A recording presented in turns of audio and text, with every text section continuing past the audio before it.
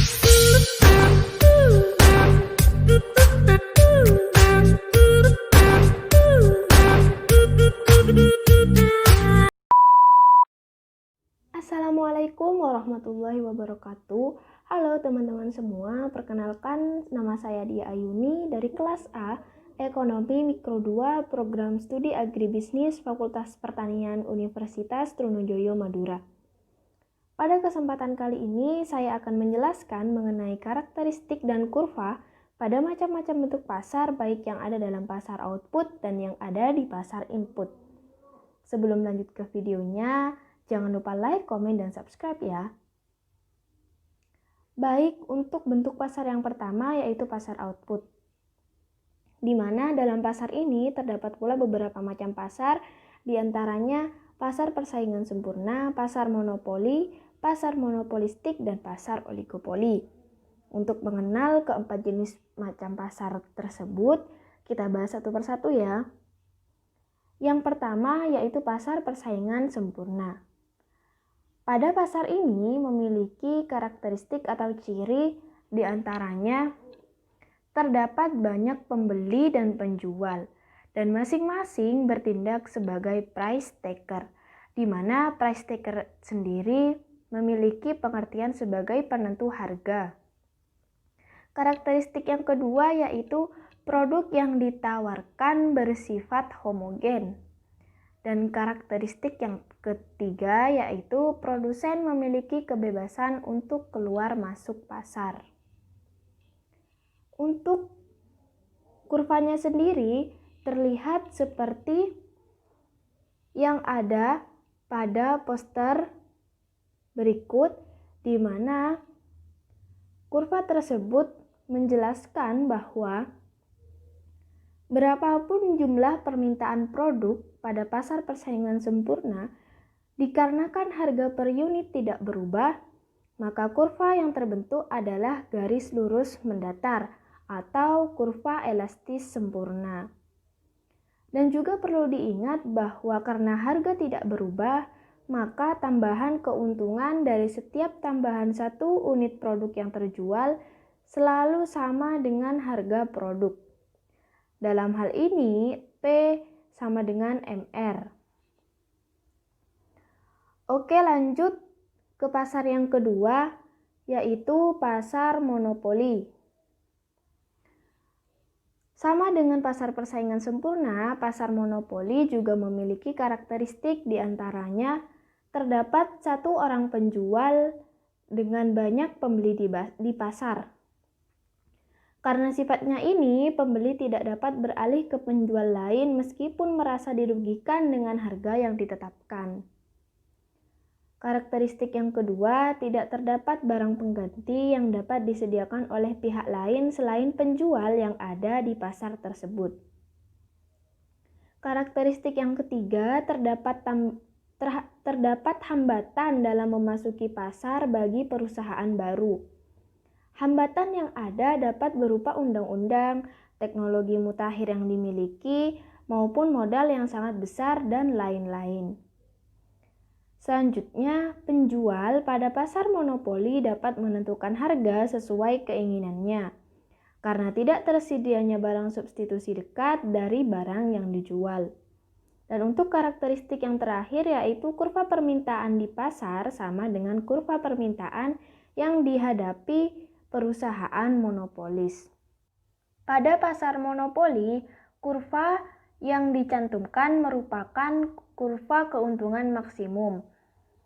Dan keuntungan maksimum pada pasar monopoli dapat dijabarkan sebagai berikut. Harga pembentuk pada saat kurva berada pada titik MC, maka hal tersebut memotong kurva MR. Harga pasar tertinggi berada pada titik OPL dan kurva MC selalu memotong kurva AC pada titik yang terendah. Selanjutnya, besarnya penerimaan total atau TR itu sama dengan OP1C dikali Q1. Dan besarnya biaya total atau TC itu sama dengan OP2 BQ1. Dan keuntungan maksimum sebesar sama dengan P1, P2, BC.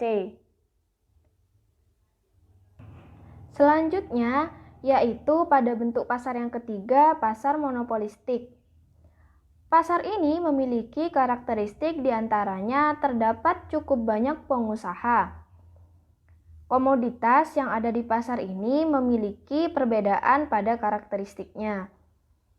Dan pada pasar ini, perusahaan masih memiliki sedikit kekuasaan untuk dapat mempengaruhi harga dan mudah keluar masuk pasar serta persaingan promosi penjualan sangat aktif. Untuk kurvanya sendiri yang dicantumkan di dalam poster pada bentuk pasar monopolistik merupakan kurva ekuilibrium jangka pendek di pasar persaingan monopolistik dan kurva ekuilibrium jangka panjang di pasar persaingan monopolistik.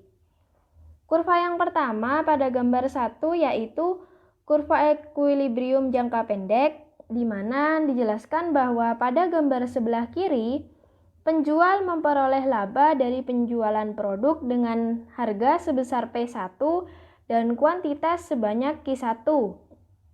Nah, pada titik ini, maksimalisasi profit terpenuhi, yakni ketika MC berpotongan dengan MR.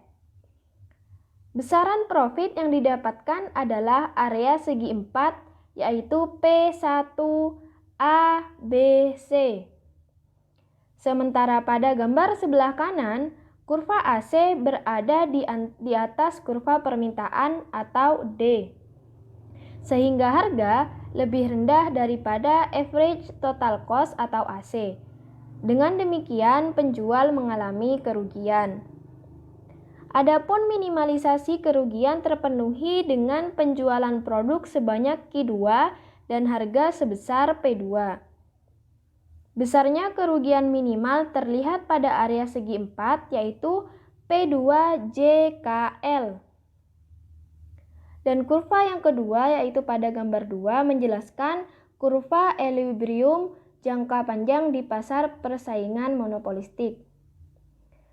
Dapat dijelaskan bahwa dari proses pergeseran yang berlangsung di masing-masing skenario, pada akhirnya akan mencapai keseimbangan jangka panjang di mana kurva D bersinggungan dengan kurva AC di satu titik, yaitu titik E.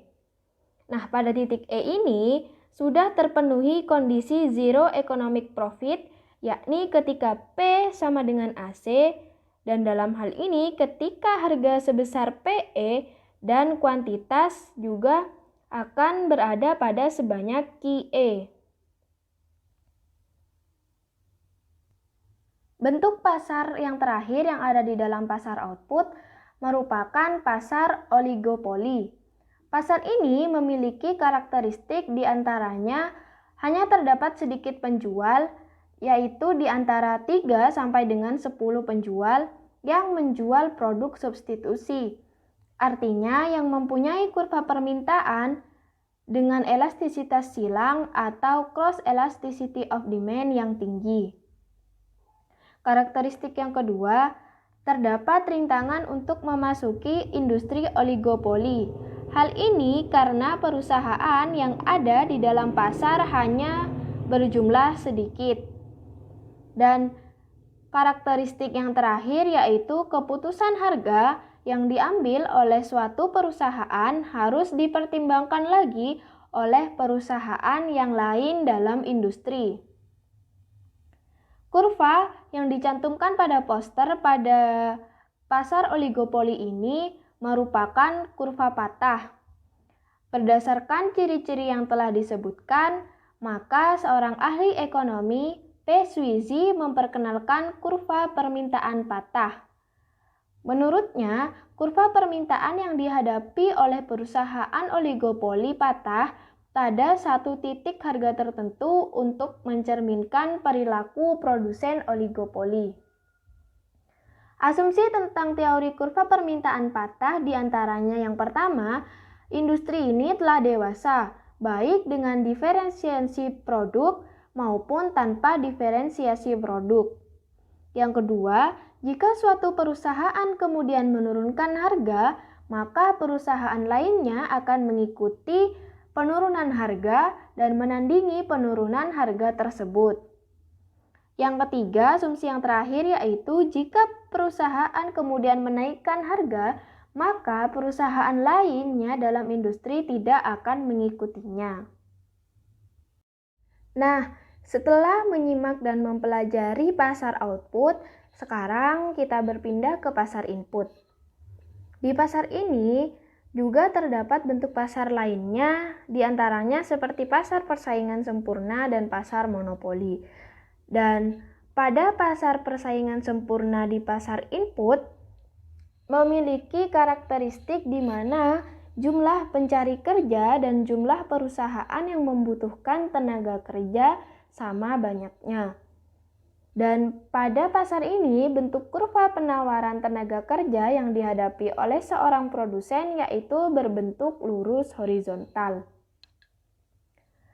Untuk kurvanya sendiri dapat dijelaskan bahwa kondisi pasar bersaing sempurna diilustrasikan oleh gambar 1 di mana terdapat kurva penawaran tenaga kerja atau S yang identik dengan biaya marginal atau marginal cost of labor atau MCL, dan ada kurva permintaan tenaga kerja atau D yang identik dengan kurva produktivitas marginal atau marginal productivity of labor atau MPL.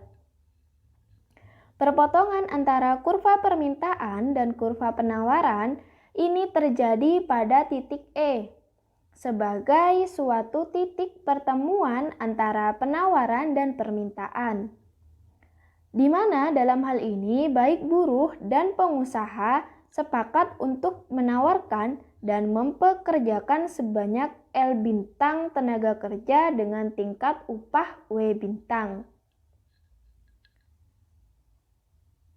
Lanjut ke bentuk pasar yang kedua yang ada dalam pasar input, yaitu pasar monopoli. Pada pasar monopoli di pasar input ini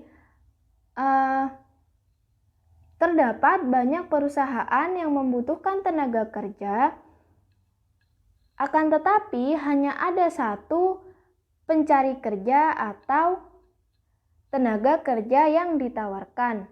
Nah, dalam hal ini kurva digambarkan seperti yang terdapat pada poster, di mana dalam kurva tersebut menjelaskan bahwa kurva DD merupakan kurva permintaan tenaga kerja dan kurva SS merupakan kurva penawaran tenaga kerja.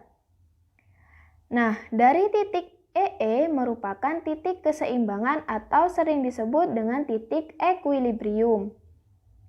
Pada keadaan keseimbangan atau equilibrium, tingkat upah terjadi sebesar A dan jumlah tenaga kerja yang diminta sama dengan yang ditawarkan, yakni sebesar B. Nah, pada tingkat upah sebesar A, para pekerja di sini masih belum merasa cukup. Mereka menuntut upah yang lebih tinggi, yakni sebesar A1. Kemudian, perusahaan bersedia membayar sebesar A1 dengan catatan perusahaan hanya mampu mempekerjakan tenaga kerja sebanyak B1.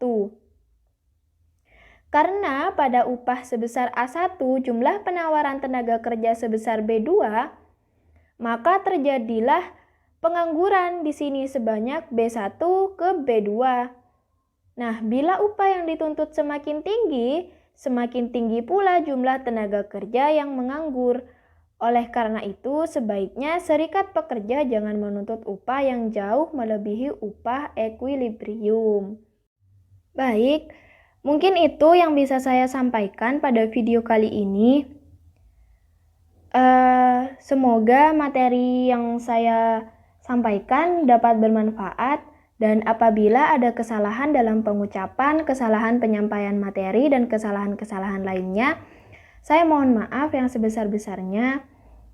Akhirul kalam, wassalamualaikum warahmatullahi wabarakatuh. Sampai jumpa di video-video selanjutnya ya.